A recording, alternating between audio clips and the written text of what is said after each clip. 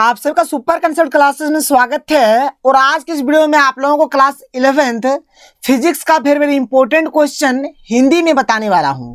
देखिए, आप लोगों का बहुत ही ज्यादा कमेंट्स आ रहा था, आप लोग बोल रहे थे सर हिंदी से बताइए, हिंदी से बताइए।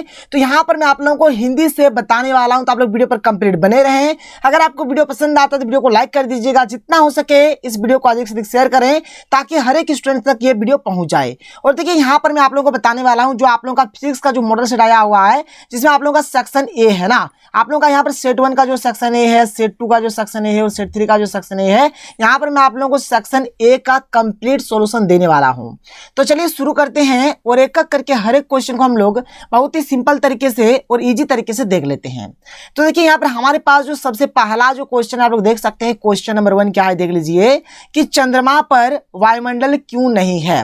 तो इसका उत्तर हो जाएगा कि चूंकि चंद्रमा का पलायन वेग चंद्रमा पर गैस के अणुओं के वर्ग माध्य मूल से कम होता है, इसलिए चंद्रमा पर कोई वायुमंडल नहीं होता है।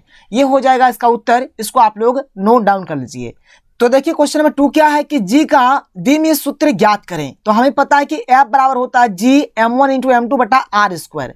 तो यहां से अगर हम लोग जी निकालेंगे तो जी बराबर हो जाएगा F इंटू आर स्क्वायर बटा m1 इंटू m2। F का यहाँ पर द्विमीय सूत्र हो जाएगा m l t के मात्रा में -2, आर स्क्वायर का हो जाएगा l स्क्वायर, m1 का हो जाएगा m और m2 का हो जाएगा m। तो आप लोग देख सकते हैं यहाँ पर m क्या हो जाएगा, m स्क्वायर हो जाएगा, या फिर आप बोल सकते हैं यहाँ से एक टर्म कट जाएगा। तो यहाँ पर नीचे वाला जो m ऊपर जाएगा तो m के मात्रा -1 होगा। यहाँ पर l 2 यहाँ पर 1 3 हो गया, l के मात्रा में 3 हो गया, और यहाँ पर t के मात्रा में -2 है तो t के मात्रा में -2। ये हो जाएगा जी का द्विमीय सूत्र। ठीक है, आगे चलिए क्वेश्चन नंबर 3 क्या है। क्वेश्चन नंबर 3 देख सकते हैं, यहाँ पर क्वेश्चन नंबर 3 हमें क्या दिया गया है। तो क्वेश्चन नंबर 3 दिया गया कि स्टील और रबर में कौन सा अधिक प्रत्यास्थ है और क्यों। तो स्टील और रबर में स्टील का प्रत्यास्थ अधिक होता है, क्योंकि स्टील का जो यंग गुणांक जो होता है रबर की तुलना में अधिक होता है। ये हो गया क्वेश्चन नंबर 3 का सही उत्तर। क्वेश्चन नंबर 4 क्या है कि श्यानता गुणांक को परिभाषित करें। तो देखिए, यहाँ पर जो आप लोगों का जो श्यानता जो गुणांक होता है, श्यानता गुणांक क्या होता है। तो ध्यान से देखिएगा कि ऐसा बल जो दो द्रवों के बीच होने वाले आपेक्षिक गति का विरोध करता है उसे श्यान बल कहते हैं। और एकांक पृष्ठ क्षेत्रफल के दो द्रवों के बीच लगने वाला श्यान बल श्यानता गुणांक कहलाता है। ये हो जाएगा श्यानता गुणांक का प्यारा सा और सुंदर सा डेफिनेशन। तो देखिए, क्वेश्चन नंबर 5 क्या है कि उस तापमान की गणना कीजिए जिसका अंकीय मान सेल्सियस और फारेनहाइट पैमाने पर समान होता है, यानी कि बराबर होता है। देखिए, हमारा जो सेल्सियस और जो फारेनहाइट होता है इसका एक संबंध, एक रिलेशन है। क्या होता है कि F बराबर 9/5 गुना C जोड़ 32। ये एक रिलेशन होता है, एक संबंध होता है, इसको आप लोग याद रखिएगा। अब देखिए, यहाँ पर बोला जा रहा है कि यहाँ पर जो हमारा सेल्सियस और जो फारेनहाइट है यानी F और जो C है ये दोनों आपस में बराबर है, तो इसको हमने बराबर कर दिया। ठीक है, F बराबर C हमने लिख दिया और F के जगह पे अब हमने क्या किया, C यहाँ पर बैठा दिया। आप F के जगह पे बैठाइए या फिर C के जगह पे बैठाइए, कोई दिक्कत कोई प्रॉब्लम नहीं है। तो यहाँ पर F के जगह पे हमने C बैठा दिया, तो C बराबर हो गया 9/5 गुना C जोड़ 32। हम लोग क्या कर रहे हैं, मतलब यहाँ पर दोनों तरफ मतलब यहाँ पर क्या कर रहे हैं, 5 से गुना कर रहे हैं। तो इधर देखिए 5 से गुना करेंगे तो 5 से हो जाएगा, इधर 5 से गुना करेंगे तो 5 5 कट जाएगा तो 9 से होगा, और 32 और 5 को गुना करेंगे तो 160 हो जाएगा। बात समझ में आया, कोई दिक्कत नहीं है। आप समझ सकते हैं जैसे यहाँ पर 9 बराबर क्या है, 9/5 गुना C जोड़ 32 है। दोनों तरफ क्या करते हैं, 5 से गुना कर देते, इधर से भी 5 से गुना हो गया। अब इधर भी हम लोग क्या करेंगे, इधर भी हम लोग क्या करेंगे, 5 से गुना कर देंगे, जोड़ यहाँ पर क्या हो जाएगा 32 गुना 5 हो जाएगा। तो इस 5 और ये 5 कट जाएगा, तो यहाँ पर क्या हो गया 5 से हो गया, यहाँ पर 9 गुना C तो 9 से, और ये यहाँ पर 32 5 गुना करेंगे 160 आ जाएगा। 5 से का 5 से प्लस 9 से इधर है, इधर से -9 C बराबर 160। 5 से में 9 से जाएगा तो -4 C बराबर 160, तो C बराबर -160/4 काट देंगे तो -40 आएगा, यानी F और C कितना हो गया 40 डिग्री हो गया। तो यहाँ पर माइनस को नहीं लिखना है, क्योंकि यहाँ पर आप लोगों को न्यूमेरिकल वैल्यू यानी यहाँ पर केवल और केवल अंक के मान पूछा गया, इसलिए आप लोग माइनस को लिखिए, ना लिखिए कोई मतलब नहीं है। तो ये हो जाएगा इसका बिल्कुल सही उत्तर। आगे बढ़ते हैं, आगे चलिए। आगे यहाँ पर जो दिया गया है क्वेश्चन नंबर यहाँ पर ये जो 6 है, क्या देख सकते हैं कि SHM को क्रियान्वित करने वाले कण के वेग और विस्थापन के बीच का कला अंतर क्या है, तो π/2 का होता है। π/2 इसका सही उत्तर हो जाएगा। आगे बढ़ते हैं, आगे चलिए। अगला जो प्रश्न है क्वेश्चन नंबर 7 क्या है देख लीजिए। क्वेश्चन नंबर 7 है कि अनुदैर्ध्य तरंग और अनुप्रस्थ तरंग में अंतर स्पष्ट करें। तो अनुप्रस्थ तरंग में माध्यम के कण तरंग के संचरण की दिशा के लंबवत कंपन करती है। ठीक है, ये मतलब देखिए जिधर मतलब हमारा जो कण होगा ना, यहाँ पर जो माध्यम का जो कण होगा और जो तरंग होगा, तरंग जिस साइड में कंपन करेगा उसके लंबवत, लंबवत जैसे बात को समझ लीजिए, जैसे तरंग हमारा ऐसा कर रहा है, मान के चलिए कंपन कर रहा है, तो माध्यम का जो कण होगा इसके लंबवत यानी परपेंडिकुलर में कुछ इस प्रकार से कंपन करेगा, यहाँ ये कंपन करेगा, ठीक है। और अनुदैर्ध्य तरंग में क्या होता है, माध्यम के कण तरंग के संचरण की दिशा में कंपन करती है, मतलब दोनों का एक ही डायरेक्शन होगा, जैसे ये हुआ तरंग का तो ये हो जाएगा माध्यम के कण का, मतलब दोनों एक ही डायरेक्शन में होगा। आगे चलिए अगला जो प्रश्न है बहुत ही अच्छा प्रश्न है, आप लोग देख सकते हैं यहाँ पर क्या दिया हुआ है। तो यहाँ पर देख लीजिए हमें दिया गया है, यहाँ पर क्या है कि दो पिंड है और इनके बीच का जो गुरुत्वाकर्षण बल है 1 न्यूटन है। यदि उनके बीच की दूरी को दुगनी कर दी जाए तो उनके बीच कितना बल होगा। जैसे देखिए यहाँ पर हमारे पास एक पिंड हो गया, यह हमारा दूसरा पिंड हो गया, और इन दोनों का जो यहाँ पर गुरुत्वाकर्षण बल है कितना है, 1 न्यूटन का इसके पास गुरुत्वाकर्षण बल है। अब मान के चलिए इसका जो दूरी है, मान के चलिए r है, इसको हम लोग क्या करते हैं डबल कर देते हैं, दोगुना कर देते हैं। तो अभी तो r है, फिर बाद में इसका कितना हो जाएगा दूरी 2r हो जाएगा। तो देखिए हमने यहाँ पर मान लिया, ठीक है, एक हमने माना F1 माने पहला बल, तो पहला बल के लिए जो हमारा दूरी हो गया R1 मान लिया।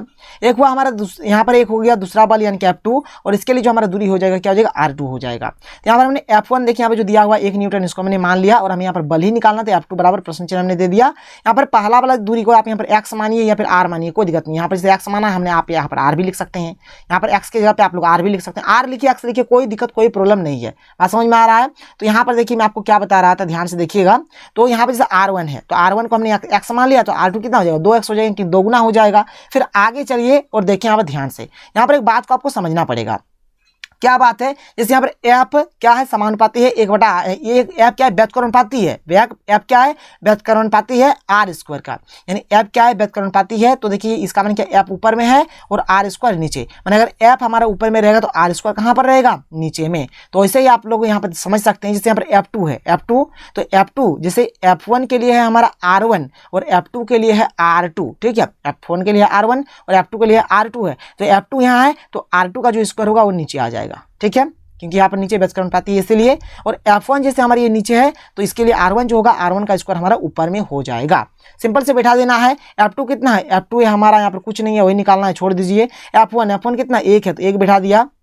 यहाँ पर R1 कितना x, तो x का स्क्वायर, R2 कितना 2x, तो 2x का स्क्वायर। यहाँ पर F2 हो गया, यहाँ पर x का स्क्वायर x स्क्वायर और 2x स्क्वायर करेंगे 4x square, x square cut जाएगा, 1/4 आएगा, ये हो जाएगा इसका बिल्कुल सही उत्तर, ठीक है।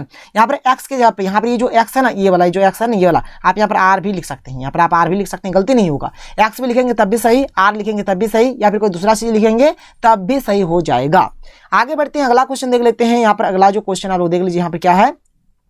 अगला क्वेश्चन दिया है कि ध्रुवों पर किसी पिंड का भार भूमध्य रेखा पर भार से अधिक क्यों होता है। तो ध्रुवों पर किसी पिंड का भार भूमध्य रेखा से अधिक होता है क्योंकि ध्रुव पर गुरुत्वीय त्वरण का जो मान होता है वो अधिक होता है, लेकिन भूमध्य रेखा पर गुरुत्वीय त्वरण जी का मान क्या होता है, कम होता है, इसी के चलते। ये हो गया क्वेश्चन नंबर 2 का सही उत्तर। आगे चलते हैं, अगले क्वेश्चन की चलते हैं। अगला क्वेश्चन देख लेते हैं कि हमारे पास अगला क्वेश्चन क्या है।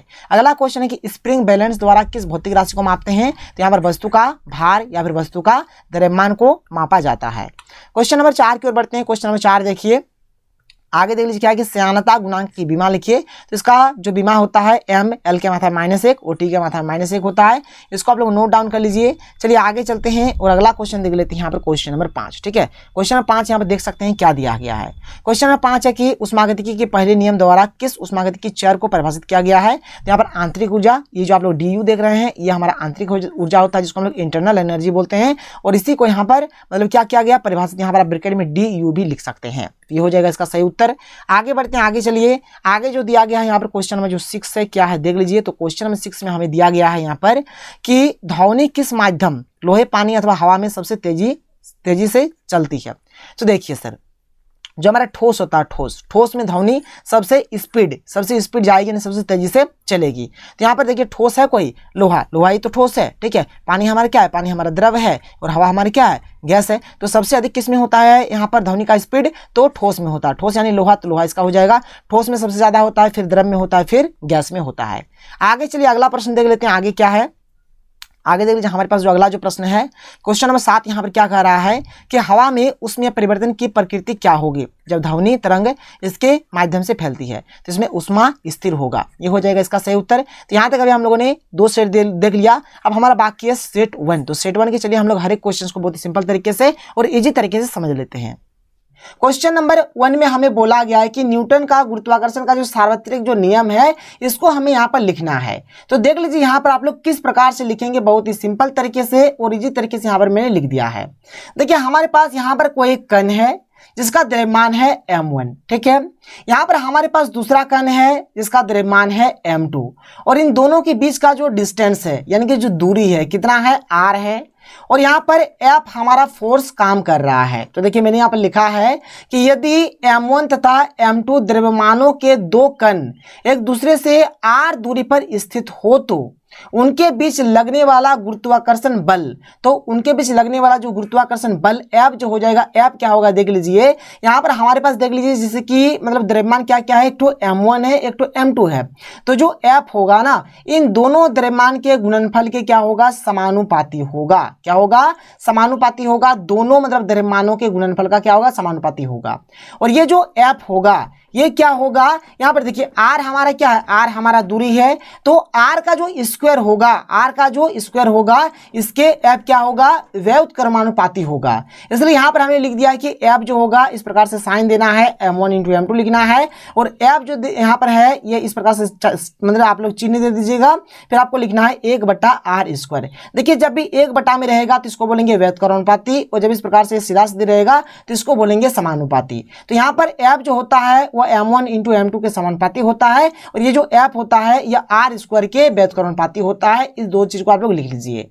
यहाँ पर हमारे पास समीकरण 1 ये रहा, समीकरण 2 ये रहा। जब इन दोनों को हम लोग एक साथ लिख देंगे तो m1 m2 ये ऊपर में तो ऊपर में रह जाएगा, r² नीचे है तो ये नीचे आ जाएगा।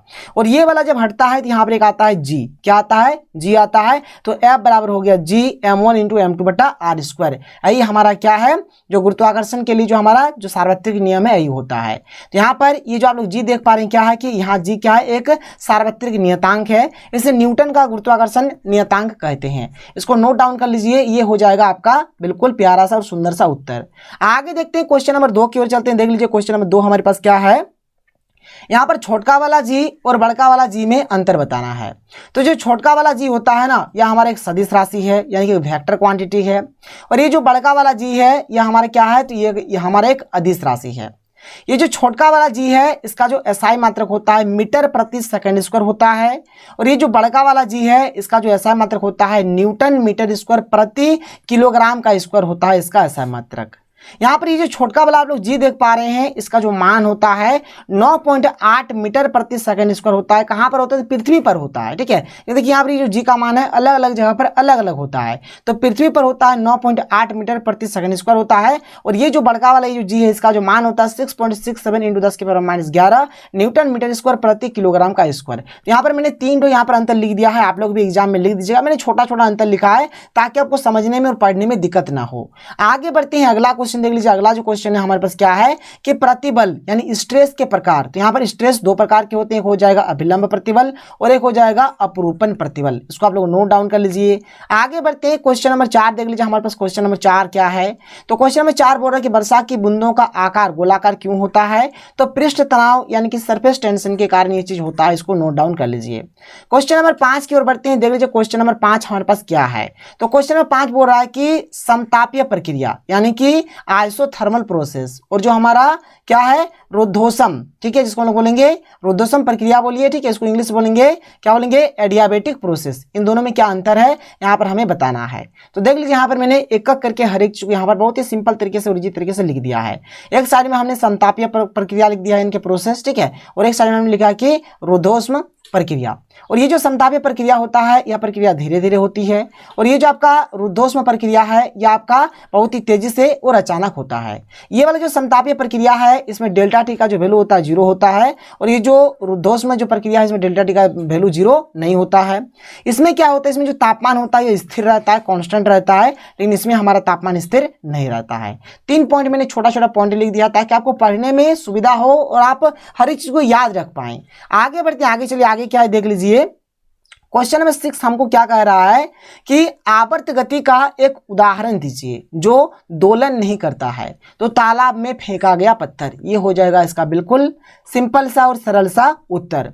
क्वेश्चन नंबर 7 यहाँ पर क्या है देख सकते हैं। क्वेश्चन नंबर 7 है कि अनुप्रस्थ तरंग गति को परिभाषित कीजिए। तो इसका उत्तर हो जाएगा कि जब किसी माध्यम में, माध्यम लिखिएगा मौ छूट गया है, तो जब किसी माध्यम में तरंग गति की दिशा माध्यम के कणों के कंपन करने की दिशा के लंबवत होती है तो इस प्रकार की तरंगों को अनुप्रस्थ तरंगे कहते हैं। मतलब यहाँ पर क्या होगा, मान लीजिए कोई माध्यम है, इसमें तरंग गति की जो दिशा होगा और माध्यम के कणों की कंपन का जो दिशा होगा, अगर वो दोनों क्या हो, लंबवत हो यानी कि परपेंडिकुलर हो, तो यहाँ पर जो तरंग होगा इसी को बोला जाएगा अनुप्रस्थ तरंग बोला जाएगा। इसको आप लोग नोट डाउन कर लीजिए, ये हो जाएगा इसका बिल्कुल सिंपल सा और प्यारा सा उत्तर।